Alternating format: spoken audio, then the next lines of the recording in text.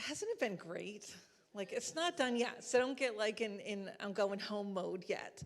But, just being in God's presence, it's so wonderful. You can just sit there and soak and just feel him love on you. And it's a wonderful place to be. And I actually want to look at a lady in the Bible who kind of felt the same way. Well, not kind of, she did. And so I'm going to Song of Solomon, one of my favorite books to teach from. I'm just going to pull out, for sake of time, I'm just going to pull out a few verses. So you probably won't be able to follow along with me, but I'm going to pull out a few verses out of chapter 4 is where I'm going to start. So this lovely Shulamite woman has an encounter with her beloved. And she's just so excited, and she's in his presence. And for those of you who've been in love, he's saying things to her like, "How beautiful you are, my darling." And she's just laughing up, the love and the attention. And he starts to describe her, "I love your eyes and your hair and your teeth." I don't think my husband's really ever complimented my teeth. But anyway, her lover did. "Your lips, your mouth is lovely." He's going on then probably a little insert kiss here type of thing. Skipping down to verse 7, "You're altogether beautiful, my darling. There's no flaw in you. You've stolen my heart," verse 9. "My sister, my bride, you've stolen my heart with one glance of your eyes." Like the love and joy of just being in his presence. You can imagine she's just sitting there lapping this up and just saying, "I just want to stay here forever.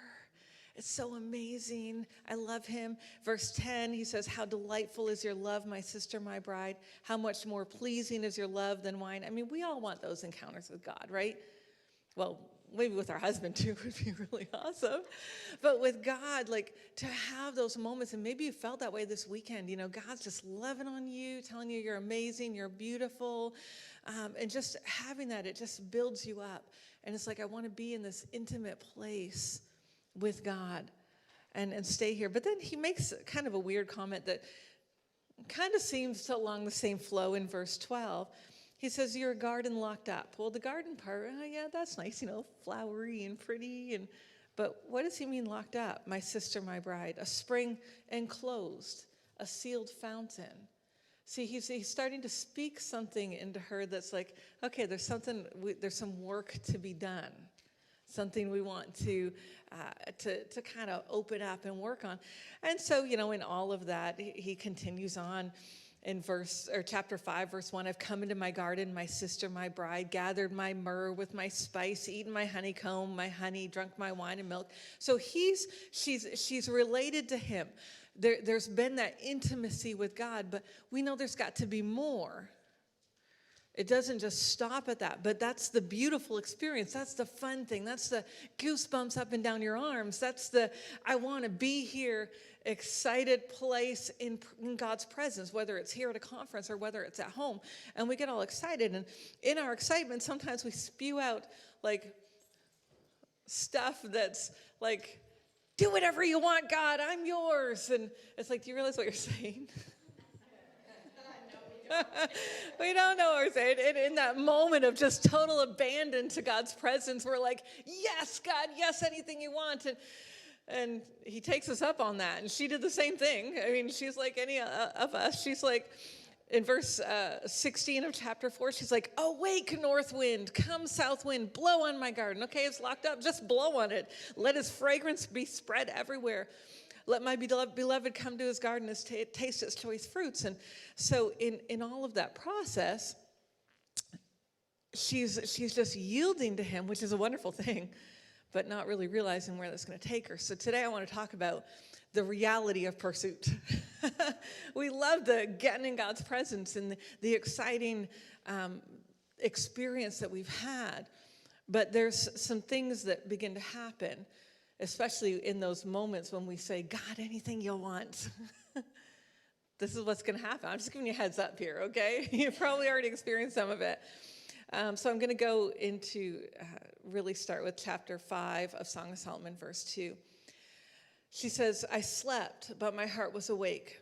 Listen, my beloved is knocking." So he'd been there a little while before, and they'd had that intimate time, that presence moment or times together. But now he's gone, and he's knocking. And he says, "Open to me, my sister, my darling, my dove, my flawless one. My head is drenched with dew, my hair with the dampness of night." And this was her response. "Now, I've taken off my robe. Must I put it on again? I've washed my feet. Must I soil them again? If I get out this bed, if I get out of this comfortable, beautiful place that I had that was intimate with my lover, it's going to get real." There are 4 things today I want to tell you that you need to know or need to understand about pursuing God's presence. Number 1, it will be uncomfortable.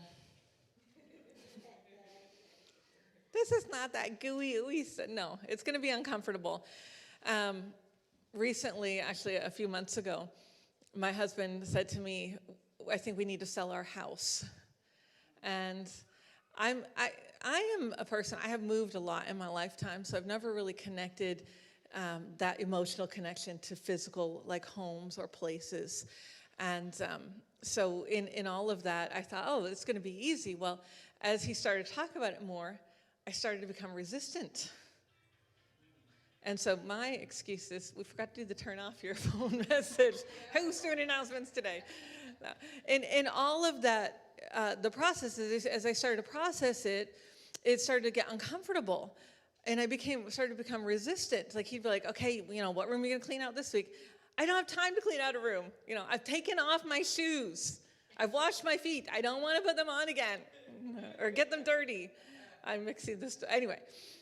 And so I started to get resistant. And then I'm like, well, God, why am I feeling resistant? I've been in the house for 14 years, the longest place I've ever lived in my life. So it seems to make sense, but it wasn't about, I didn't look around and see, oh, that's where, Caleb did whatever, my kids' memories. I didn't really think that way. I'd already redone their rooms. I'm not one of these Hallmark moms that keeps my kids' rooms for 20 years looking the same way it did when they were in high school. Well, they looked pretty bad. They were in high school, so we wouldn't want that anyway. But, so I'm like, God, what is it? And the Holy Spirit began to reveal to me, it's security, comfort. This is comfortable. I finally made my home the way I wanted it. And it's comfortable. I feel secure here. Because if we sell it, well, then we got to find a place to rent. And I hate renting. And yeah, but it's like, and my husband said something to me. He's pretty wise at times. Hopefully he won't be watching this video. I don't know. He's pretty wise. He said to me, sometimes we have to let go of something that's comfortable before God can give us the next thing he wants for us.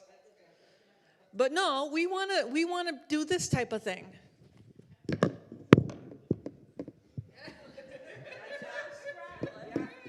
To try to grab onto the next thing God has. Well, we're still hanging on to this thing because it's comfortable. Women, they say, whoever they is, the professionals, they say that, men, their greatest need is respect. So just keep that in mind. You want to really make your husband feel good, show him respect. The greatest need for women, however, is security. We need to feel safe. We need to feel secure. And so when a man loves us, shows us safety and security, that makes us feel loved because we feel safe. So we, I think, have to deal with this comfort thing maybe a little bit more than the guys do. So there has to be something within us that starts to rise up. Because I'll tell you what, pursuing God is not going to be convenient. It may require getting up earlier when we don't feel like getting up. It may feel like setting some other things aside, restructuring or reorganizing our time and our day. It may mean doing something that we may not want to do. It's not preferred. All of these things, it's going to take you out of your comfort zone. Now, God, the king loved on her, and he embraced her, and he had that intimate moment of just showing his heart for her and showing her who she was. But he knew there had to be something else because she couldn't stay secluded in that room, in that bed, that place of intimacy and presence all the time, because the beautiful stuff that he was imparting into her had to blow out of her garden. We may feel that way sometimes. I've taken off my robe. Do I have to put put it on again? Do I have to go into that again? Do I have to do that again? But that's got to rise up in us, and the desire to pursue not just those times in his presence, but everything that he has for us. I think someone was saying last night, Dr. John, I think that it's not just when we pursue the presence, we pursue God, because he is his presence.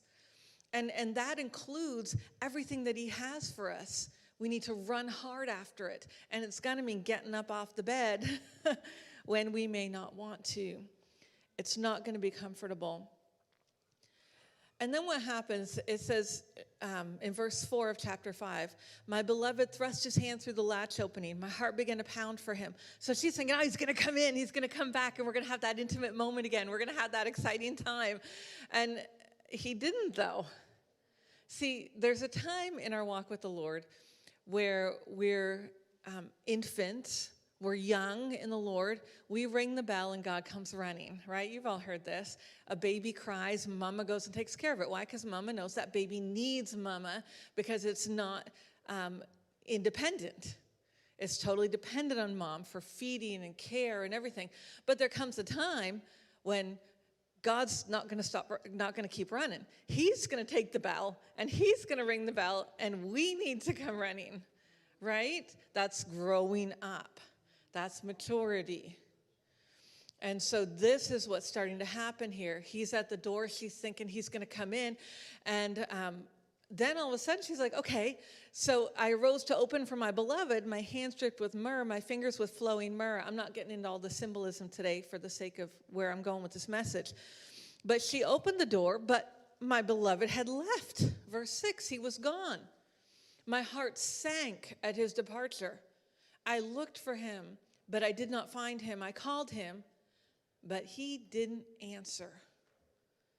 Number 2 thing you need to know. The first one is it's not going to be comfortable to pursue God. The second one is your faith will be tested. Have you been in a place where you felt like you've been crying out to God and the heavens have been silent? And you're like, God, where are you? Why aren't you answering me? And we get discouraged. We become, like she said, her heart just dropped in her chest, and she's like, he's gone. Where is he? Does he not love me anymore? Is he truly faithful like he said he is? And we begin to question or doubt. Isaiah 45:15 gives us an interesting look at a characteristic of God, or something that he does that we may not find exciting. It says, truly you are a God who has been hiding himself, the God and Savior of Israel. God sometimes is a God who hides himself. Why on earth would he do something like that? Does he not love me? Does he not care about me? Building faith, building trust in who he is. Because, see, he's got to get us off that bed. Because as long as we're just on that bed, just enjoying our intimate moments with him, we're really not very useful for the kingdom. We're still the infant who cannot get out of his crib unless mom picks him up and takes him out. And I know sometimes that seems a little harsh, but God needs to bring us out. He's got to pull out the amazing stuff that he's put within us. And so sometimes he uses this tactic, if I can call it that, of hiding himself, because it's going to do something pretty amazing in this young lady. Her pursuit, or our pursuit, has to be one of faith and trust, see, not based on what we can see and feel, because it's not faith, is it? If we only operate by what we hear or what we see or what we can feel, then we're operating in the natural realm and natural laws. But when we start to operate by, I can't hear God, so what do I do? Well, what was the last thing he said to you? Keep doing that. Just keep doing that, right? If he told her arise, and she doesn't hear any other word from him, what does she need to do? She needs to arise, and she needs to search for him. And the Bible says, if you seek me with all of your heart, you will find me. But there's that process of learning how to seek, learning how to search. and having faith that he is still there, even though you can't see him. I mean, we know he's still there. The psalmist said, I could make my bed in hell and he'd be there. Like, he is there.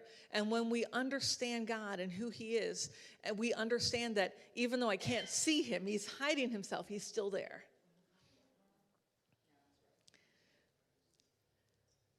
In verse 7 of chapter 5, it says, something happened in her pursuit. So she's got up off the bed. When a moment ago she didn't even want to, put on her robe again or get her feet soiled again. Now all of a sudden she's off the bed and she's on a mission to find him. Okay, she's getting a little desperate, but something happens on the way. Verse 7, it says, the watchmen found me. Who are the watchmen? They're people that are supposed to be warning and protecting the city, looking out for the city, right? And the people in it. But these watchmen found her as they made their rounds in the city, and instead of protecting her, helping her, they beat me, they bruised me, they took away my cloak, these watchmen of the walls. The third thing you need to know about pursuit is that you will have lots of opportunities to be hurt and offended.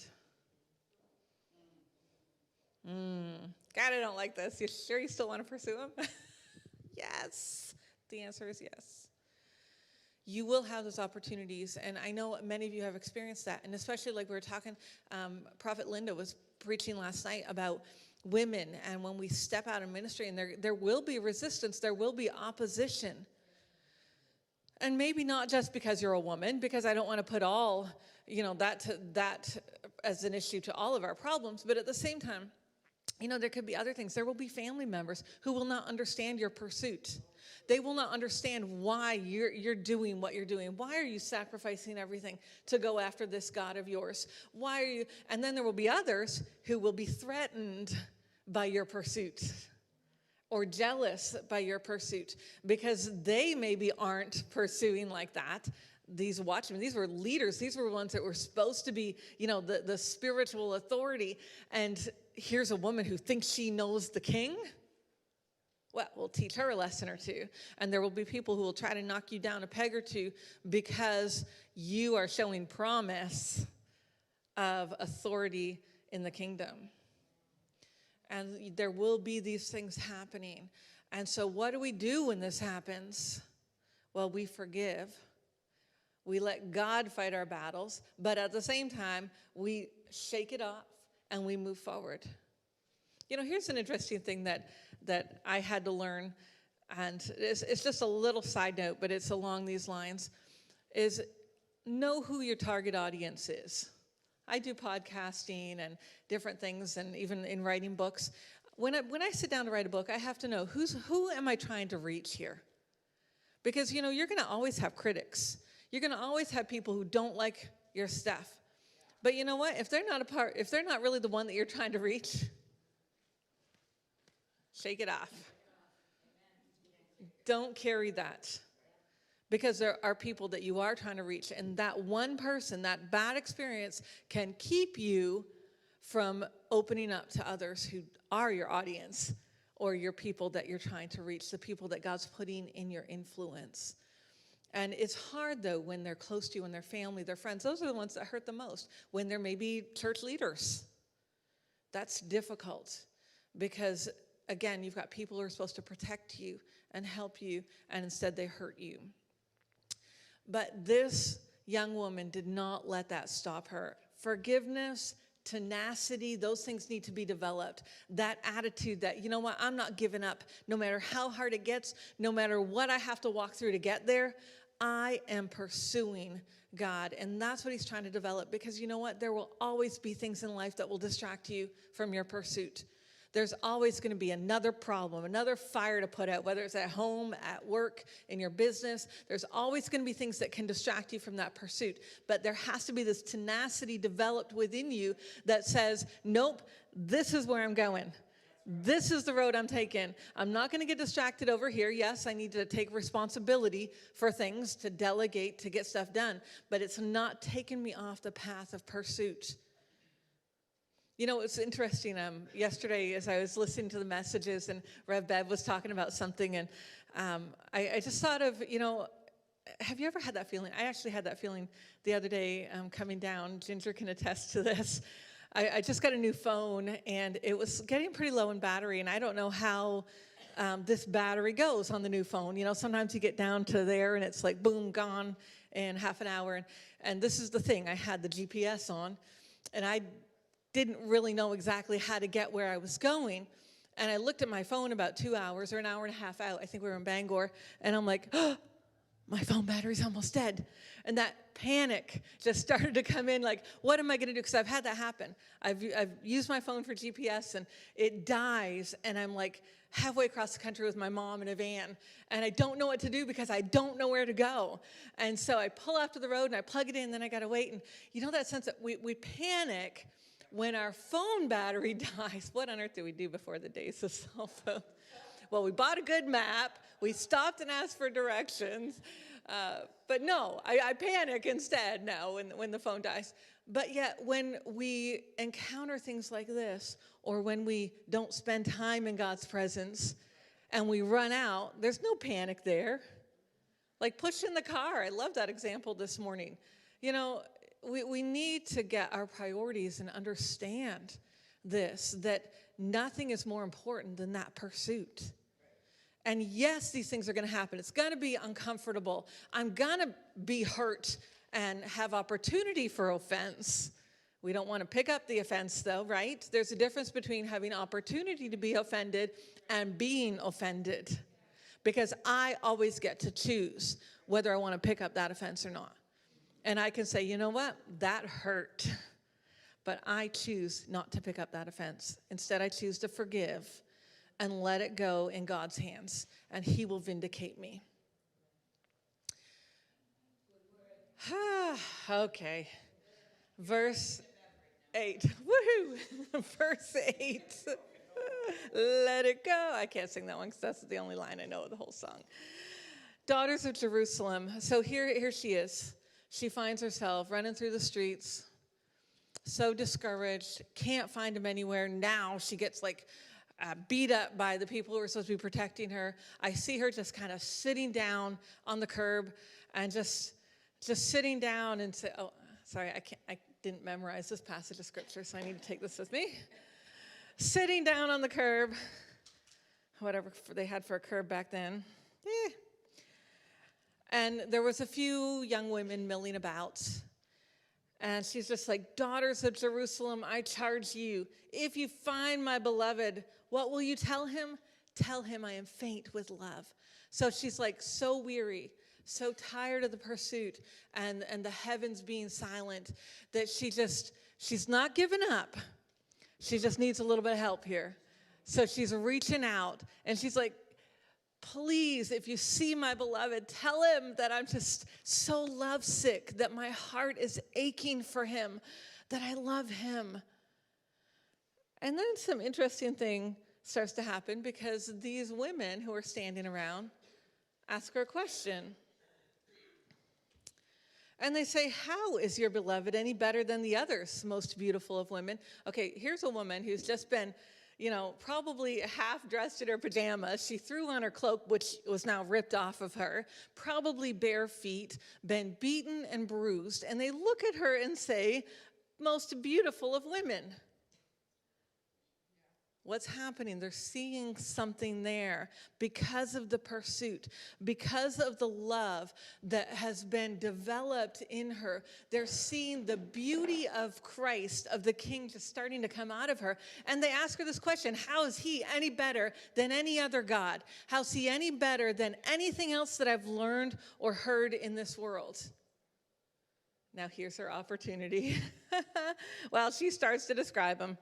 In verse 10, my beloved is radiant and ruddy, outstanding among 10,000. His head is pure as gold. Now remember, the last chapter, what was happening? He was pouring out his love on her. He was doting on her. But now she's reciprocating. She's starting to really recognize who he is and how amazing he is. She starts to talk about his hair, his eyes, his cheeks, his lips, his arms, his body. Well, let's stop there. Verse 16. Oh, she does say his mouth is sweetness itself. Probably remembering that kiss. He's altogether lovely. This is my beloved. this is my friend, daughters of Jerusalem. What a moment there. I can just see her as she's talking, that her voice gets stronger. Maybe she even kind of stands up and she's like, that's my beloved. And the passion starts to rise. Just like Abby when she was talking to that young man, and after she was done, it's like she couldn't sleep and she's calling everybody, waking them up and telling them, because she's just so excited about what God has done and who he is. And then in verse 6, chapter 6, verse 1. Then they ask another question. Where has your beloved gone, most beautiful of women? Which way did your beloved turn, that we may look for him with you? This is the fourth thing you need to know about pursuit that I'm talking about today. There's lots of great stuff, but your authentic pursuit will draw others in. Your authentic pursuit will draw others in. It's going to be uncomfortable. Your faith is going to be tested. You have opportunity to be hurt and offended, but that authentic pursuit will draw others in. Because when we're pressed, when a grape is pressed, what comes out?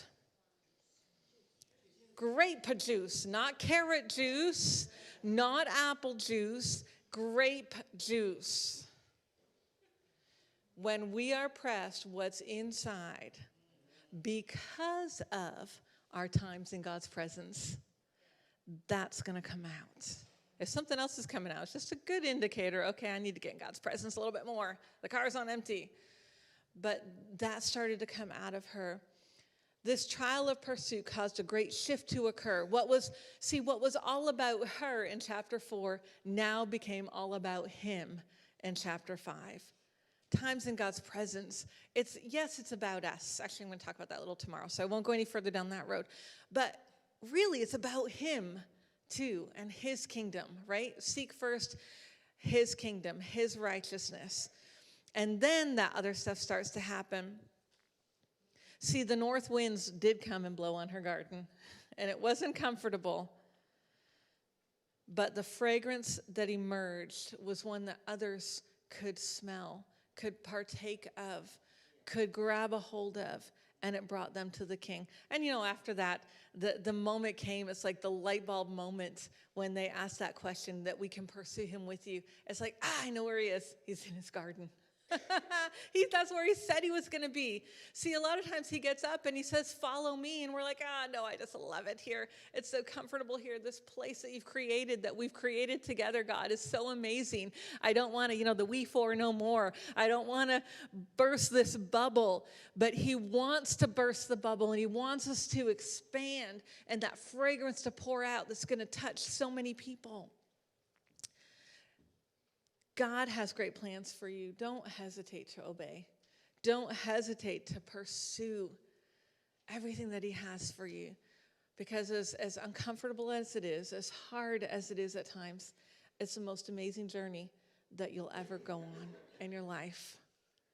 Seek and you will find, but it may take some serious pursuit. It's kind of like the old song. I don't know if you know it, but it's off the psalm. I don't remember which psalm it is, but that one, as the deer pants for the water, so my soul longs after you, O God. That deer, when he gets the scent of water, he crashes through the woods, and nothing is able to distract him because he smells the water. He knows that's his source. He knows that's his life.